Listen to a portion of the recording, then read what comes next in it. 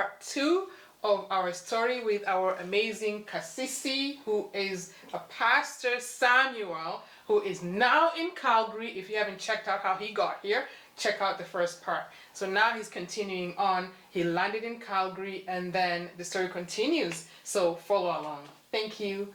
So, Kasisi, if it's okay for me to call you that. It's okay, perfectly okay. So, you land in Calgary. Yes. Okay, and then you don't know no one. I have no idea. You have no idea where north, south, east, west is. I have no idea how Calgary looks like. Actually, it was like about 10 o'clock. In the morning? No, 10 o'clock in the evening. Yeah. Okay. And as I told you, the spirit now is feeling so peaceful and so comfortable. I have no idea where all this is coming from. I'm not panicking. I feel like I'm home. And I felt like I had come back. At the airport? At the airport, I felt like I was home. So at the airport, I went. I really felt at home in any airport. Oh my goodness, I was so home. I went, pulled up 2 chairs, put them together, and had a nap. But I had a place whereby I could charge up my phone, and I had a peaceful night. At the airport? Yes, at the airport. I want to don't forget that this whole entire time, I was not having good sleep. Because at the detention center, there was a lot of chaotic things, and the whole entire time that I drove from Ohio, I was awake. How many days were those, by the way? It was a whole day and night. Oh, wow. Yeah. But the time that I landed over and put those chairs together, I was woken up by the people cleaning. Early in the morning. When they were cleaning, that's when I woke up. I was like, oh God. Yeah. And then the aircrafts and people early in the morning landing to go catch up their flight. Yeah. Really, I think when your body is tired, you just need to rest. Yeah, I just needed to rest, yeah. And then I caught up with the bus and went to downtown. So who tells you about the bus? Now, the immigration officer who gave me the directions, he gave me paperwork, and the place, one of the places that he really highlighted was Mustard Seed. It's a shelter. And I was comfortable with that. I had worked in a shelter. I thought that could be the best place to start. And my first address is Mustard Seed. I went there. It was a little early. They told me go back and come back at 4 o'clock. And when I came back at 4 o'clock, they did an intake. And I had my first meal. I had a nice, good shower. I shaved. I felt so refreshed. I got a mat. An hour in the morning, I woke up and I started now doing things that I was supposed to do. You know, I started like getting in touch with some legal aids, looking for my other medicals that were very necessary so that they can facilitate the final part of my work permit. And within, I think, 3 weeks, I had my work permit at hand. So I went to one of the temp agent, and I started working around. I was in the shelter working. And I was also looking for a Kenyan church. You know, everybody wants that kind of church. So I'm in this shelter. I've got the first nice, good, warm shower and a warm meal. Thank God for those shelters. Mustard Seed is God made, is God gift for Calgary. And I had to sleep straight now. Like I felt so good. Even though I had one of the best beds over in America, this one is feeling way much better. Every single spoon of bite that I'm having is amazing. And I forgot to tell you that when I was in the detention center, we were only eating sandwiches. So I had eaten sandwiches so much. So coming over to get this hot meal, I was really, really happy. So now I'm so excited. I'm so happy. I'm feeling like, oh, maybe this is the place that God wants me to start life. And I was not backing up. I was really determined. And so I went over to the Kenyan church community, the Kenyan church in Calgary, where I started getting connected with the Kenyans. What I did is that I Googled and I found the president of the Kenyan community. I called him. He was very kind enough to come and meet with me. And I said, the only thing I would like you to do is to help me see any Kenyan church. And that's when he gave me the address. Following Sunday, I was there. And I introduced myself. And you know, just being new, nobody kind of like take you seriously. But I was there. I felt like I'm home. They had this nice, good cup of tea at the end of the service. Kenyan tea? Yeah, Kenyan tea. Ooh, And the okay. connection here, that's where the connection came. One lady started to speak of having a house and a room. And I got so interested. And I said, can I visit you over, I think, the following day and see the room? And she said, yeah, you're welcome to come and see the room. And I went there. And when I got in, I never went back to the shelter. That was it. Oh, well, you really didn't have anything at the shelter. Yeah, and she was really expecting me to come and take over that room. She was? Yeah. Oh. Because she was leaving the country and she wanted somebody wow. to be like in charge. So you And were really her it answered was, prayer. yeah. And let me Wow. tell you, God works in mysterious ways. I come to this place, I meet this lady, she welcomes and opens everything. I've never seen this lady before. This is the very first time I've seen. And the following day, she's flying to Kenya. Wow. And she took off. She told me she would be there for 6 months. That's the only communication. She put all her trust on me. My goodness. And I said, God. It's the same way you trusted that stranger, Yeah, followed them, yeah. now somebody else trusts you. Now they trust me. And I Yeah. said, I'm not going to break this trust. I will do the best I can. And so I paid for the rent and the space. It was a small little room, but out of the big house. But I was welcome to go to the living room if I wanted to. He asked me to shovel the snow just in case there will be snow. And now she told me she will be there for only 6 months. But COVID hit. Oh, She was there for 2 years, and I stayed in that house for 2 years, goodness. all by myself. Wow. 2 years. So God opened up that opportunity. I got space to worship God. Wow. And now I seriously started now committing myself to God. And I started worshiping God seriously. My wife and I, we were communicating a lot. I think that was very important for me to say. So during this whole time. Yeah, they were traumatized by the fact that they did not know how my faith looks like. And then everybody's notion about Canada is different. So my brothers are telling me to come. I have 2 sisters in the United States.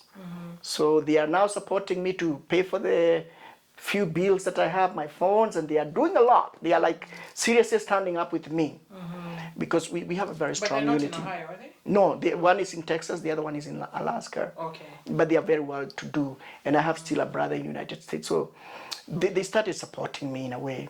So while I was now in this, when I'm like, God said I have to go now and start preaching because I was not doing quite a lot. I was just working a couple of few hours and I started going to the streets For what? to preach. And I started, Here? yeah.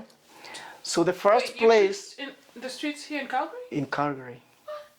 So the first place, 7th Avenue and 7th Street. Ah. That was my corner By every the day. train station there. By the train station. Oh. So if you Google my name, you'll see some of my pictures of me preaching in the streets. And I started preaching. I preached every day. I said, this is the only thing I'll give to God. And I started preaching. And then the preaching came from there and I took it to another place. And even during the winter time, I would not hesitate. You preach outside in the winter? Yeah. Oh my goodness. This Everybody is knew really me. beautiful. Now, majority of people started to know me, and I was becoming so a nuisance because I was yelling in the I can streets. imagine Yeah. that. And I preached. I enjoyed it. I was feeling like oxygen. I was Even so though people free. would be like, snobby. Yeah. like you, But at the so- same time, there were people coming by. Well, so the reason why I have the desire to learn more about God is because I used to live in a Christian home, but my mother ended up becoming an atheist, and she does not believe in any sort of higher power or anything like that. She doesn't believe in anything like that. To listen. Seeking to listen, and I will pray for them in the streets. Wow. And I'm talking about the heart of the city of Calgary. Wow. So they would come, and Where in the world did you get this confidence from? I don't even know. The courage was so powerful. I was just, nothing could stop me. I just felt like that was what I needed. And I continued preaching, and I continued preaching. And in But this you had other church, jobs too, right? I had only one job that was the temp service job that we were working in a meat factory, meat processing factory, which was one of the most difficult thing for me to do because I didn't like it. The nature, but I had to do it. I felt like it was, I had to accept every gift that God had given me and every moment. Yeah. So I worked in that very, very, very diligently. And then I remember when I was coming from work, pastor's wife, Rose, and I thank her every single day. So this is from the Kenyan church? No, yeah, from the Kenyan community, from the Kenyan church. Okay. She called me and said, you know that Calgary Drop-In Center are hiring. The drop-in center early Monday morning. Investigators say a man was attacked outside the shelter around 7:30 a.m. They say the victim ran into the building for help. He was taken to hospital in non-life-threatening condition by EMS. Please put your application now. And I think she wanted to make sure that I put that application. She forwarded the link. I was embarrassed. And I put the application. And I'm telling you, I don't know what happened because by the time I landed in my house, they had called me at Calgary Drop-In Center. Wow. So they asked me if I can go and do they were not doing a in-face interview because of the COVID. So they said, please, can we do you an interview? They did an interview and they said, we feel like you are a perfect match. Do you think that you can come on Tuesday so that we can finalize the paperwork? I went there.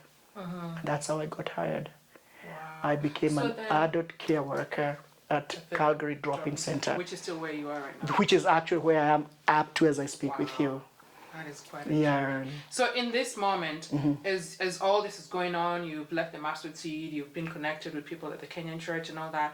What about the friends that you've left back in Ohio? Are you still communicating with them? No, I'm not communicating. I broke all the communication because I felt like I needed a separate moment for myself. I needed because everybody will have so many difficult questions that I might not be able to answer. I didn't tell anybody, as I told you, that I'm leaving. I was so much in public. I was as a minister. People in the community knew me very well. Like that was not the right way for me to exit the country. And so I was just kind of like, let me first of all keep it to myself and settle down. In the light time, I will begin to disclose my location and where I am. But I left all the WhatsApp groups and kind of separated myself. I needed that serenity, that time with myself. It's only me and my family. Yeah, but but I remember the last one I wrote was I'm okay and I'm safe. Because did you people tell them you're in I Canada? didn't tell them I'm in Canada But or they do anything. know now. Oh, absolutely. Oh, they reach out to me so much. Whole lot of them want to follow me up. Wow. Yeah. So now you're at the drop-in center. They've hired you. They hired me. So then, what do you like about it? Oh my goodness. Like working with the homeless people is my heartbeat. On a work permit in Canada, Oh yeah. still I do not have proper documents to permanent stay in Canada. But I still have that faith and hope that something will work out. I know my chances are so small because the prayer, the thing I told you called the prayer, it is not very compelling because in most cases, for you to qualify for that, you really have to have a lot of evidences that I could not be able to produce. Yeah. And so the lawyer was telling me quite ahead of time that this will be a waste of time and we might kind of consider other avenues to find you ways to stay and live in Canada, but this could not be one of the most healthy one. And so there were those red flags showing up and I was feeling like, oh, maybe this could not be the right way for me to pursue. And so he really wanted me to say with my mouth that we need to discontinue with the plan and find another avenue. And we definitely, that is exactly that's where I was heading to. But now I'm working at Calgary Drop-In Center. And I started to prove myself. And they started to know who I am. And I think within 6 months, I was given a full-time permanent position. Wow. After that, I became a housing specialist. Wow. And we were sent to a certain place, and I worked there for quite some time, like almost almost a year. Okay. Yeah, and that was at the heart of the COVID. Then after that, I came back to the main building and I became an acting supervisor. You might lose everything else you have in life. You might lose money, you might lose the family ties, and your credit score may go down and life may beat you up. But there's one thing that you can't lose is your dignity. And I try as much as I can to make every single client who comes in these doors to feel they have a sense of dignity. They deserve it. They are humans, and it is only a couple few paychecks. I can also be homeless like anybody else. And so it's my desire to make sure that I uplift the dignity of my clients. Wow. So things are changing. The income is rising up. So I'm able to hire now the lawyer to do what he told me, because it was quite pricey. Yeah. And he said that all what you need here is what we call humanitarian and compassionate grounds. That if we have enough evidence based on all what you have gone through, the minister can maybe put a consideration on that. But now when you come with the issue of prayer, it just kind of favors people who have babies and children. But if you're all by yourself, sometimes it might be very risky. And if I don't qualify with that, then I even lose the chances for this, that he feels like he was very confident. And I said, okay, let's do it. And I had all my faith. I trusted him. And the way he was talking, he seemed to be very confident about it. And so we started working on that. And I started working at Calgary Drop-In Center. And how long ago was that? It was about 4 years. 4 years So now. about 3.5 years. Okay. Yeah, that's what I would think it's about close to 4 years. Wow. Yeah. Well, obviously something is working, because if you're still there, Yeah, so then obviously there's something working there. yeah, Which so, is to your advantage. so it is to my advantage. And the ball started rolling. I knew that I was on that direction, and possibly something good will come out of it. And then shortly after that, there was something striking between there. My work permit expired. Oh. So the working place started asking for the work permit. And the lawyer had made an application that seemed to have been denied For your work permit. for my work permit. But now the denial did not happen because they were denying me the work permit. It was because the paperwork was not done in the right way. So they said, the lawyer told me, if you work one more day, all the work that he has done will be useless. I'll be breaking the law and I will never qualify for anything. So he told me to go to work and resign. It was the most difficult part. I remember that is the time that I kind of felt, you see the way we say people have hope and faith. All my faith was broken again. And I felt like giving up on him and just continue working. But he insisted. And he called my human resource to put an explanation. And when I went over, I found the whole entire human resource team sitting down. And they, just because of my case, and they said, Samuel, we will not take your resignation. We will give you the leave of absence. And then I came back home, and the lawyer said, leave this to me, I'll do the best I can and see if we will get another work permit. I went back to the streets. And then now I'm doing two things now. I'm preaching in the streets, and now I've engaged myself to go all the way to Siksika. That is a native nation country. To go preach. I'm preaching there. We've started a Bible study that is grown up.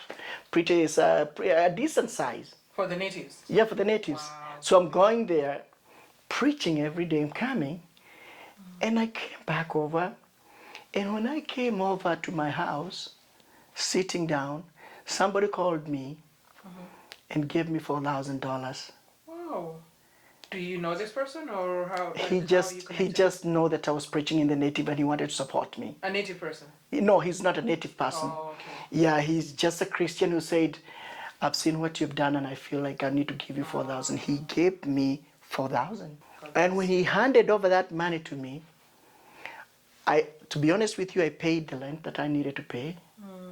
And I said, I will not give up. Now, my ministry was big. I was preaching in the streets. I was preaching online.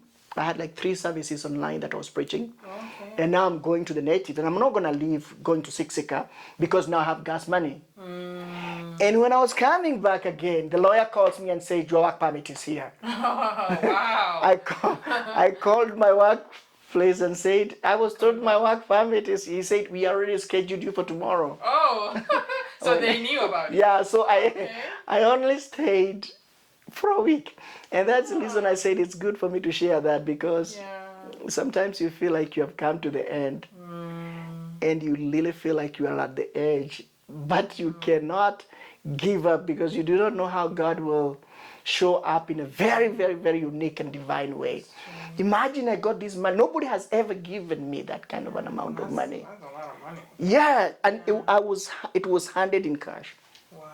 So, But the thing I'm not understanding here is, how did you get connected with the Siksika people? okay, so it happened in the bathroom. Sorry. It happened in the bathroom. I mean, actually, we do what is called bathroom checks in Calgary Drop-In Center. Okay. Because people overdose and they kind of go to abuse drugs in there.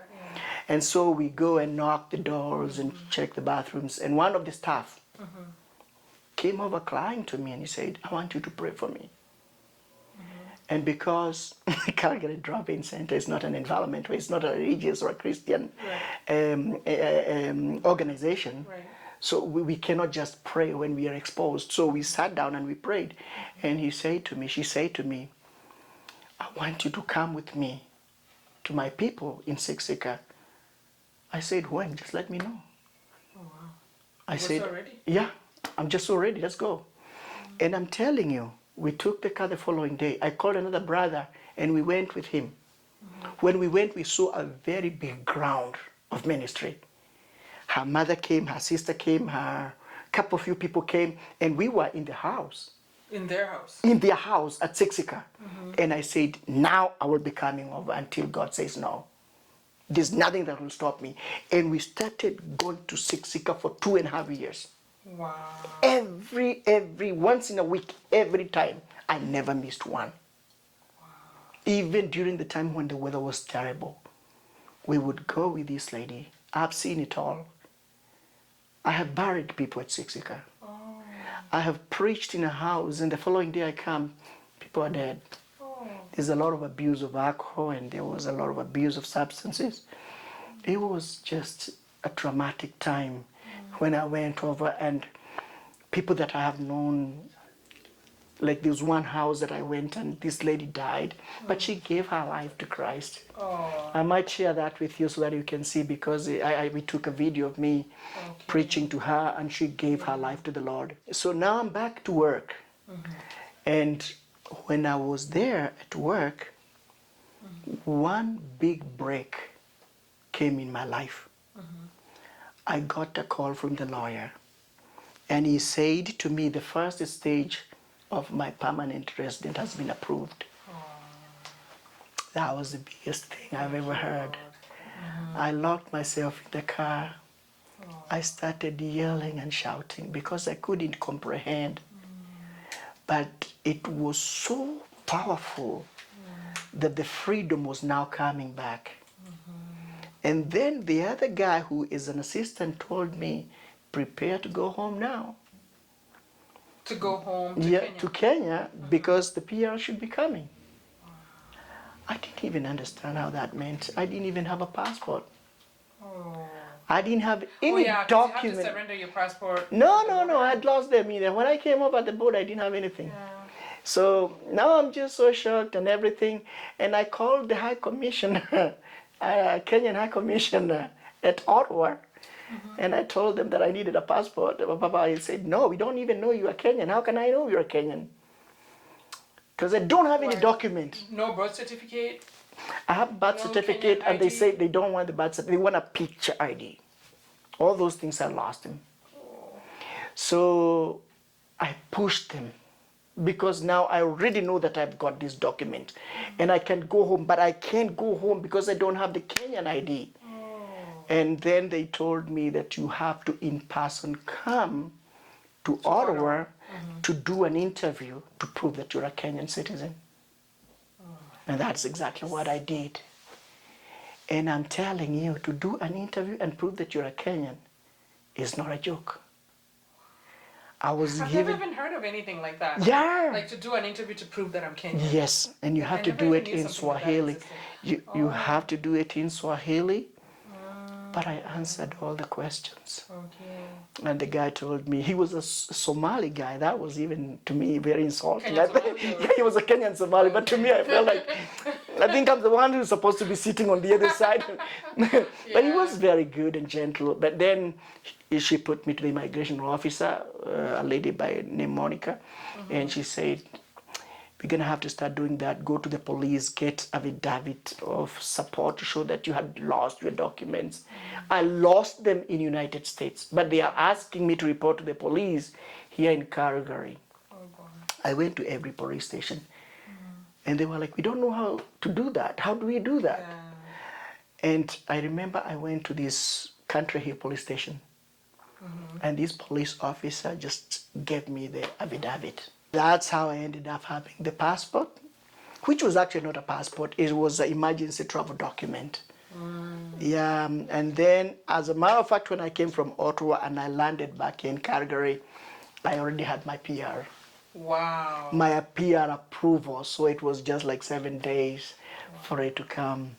And I started my journey to prepare to go to Kenya. Yeah. Challenges. Yeah. I think you're the definition of what patience is. Yeah, patience is And one of the most resilience. punishing thing I think in the world. I think being patient and waiting upon the Lord is not easy said. It is something that you have to go You have to through it experience it. to understand what that exactly means. That's true. When you lock the door without the hope of what will happen tomorrow, without the expectation of, am I gonna be documented or not? And down deep into your heart, you still hold on to this hope that I belong here. This is where God wants me. Yeah. And there is that kind of struggle or fight, but there's no proof that this is what God wants. And so you're just kind of so confused, you're just trusting God. And sometimes you even challenge God, like, I'm trusting you. People are trusting God through me. But yet, when I come to trust you and ask you to show me signs of hope, I can't see them. You're quiet. And I figured out, yeah, that's where God wanted me to be.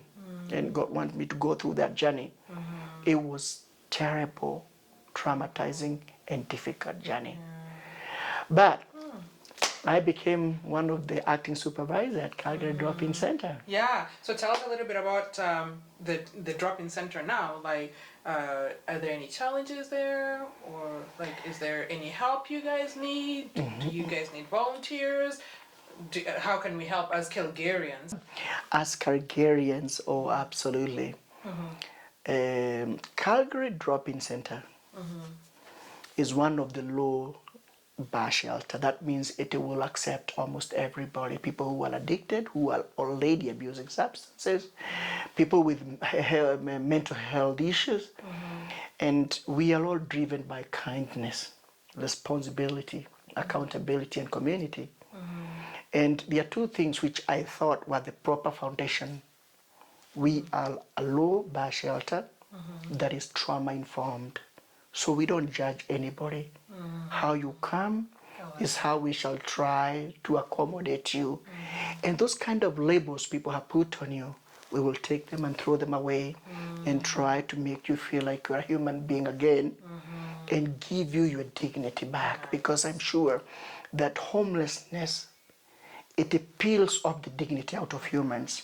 You feel like, I'm not worth of anything. My life living with these people have taught me much. As much as I'm trying to help them, I think I've learned much. And let me brag up a little bit that 2 years ago, I was nominated to take the Kindness Award of the Calgary, which is a big deal, of the Calgary Drop-In Center. Oh, wow. For that year, which was a big deal. You just can't come across that. And I was nominated from all close, from the housing, from the shelter, from all kinds of departments. Congratulations. Outreach, and I was so happy that God gave me that opportunity because it made me feel what I was doing and what I was achieving. And the point here I brought was we are trauma informed. And also, this is something that people really question. We are a harm reduction place whereby we will not tell you not to use what you have because we can't control you from using. But we will try to make it more safer for you so that the consumption of the substances cannot affect you.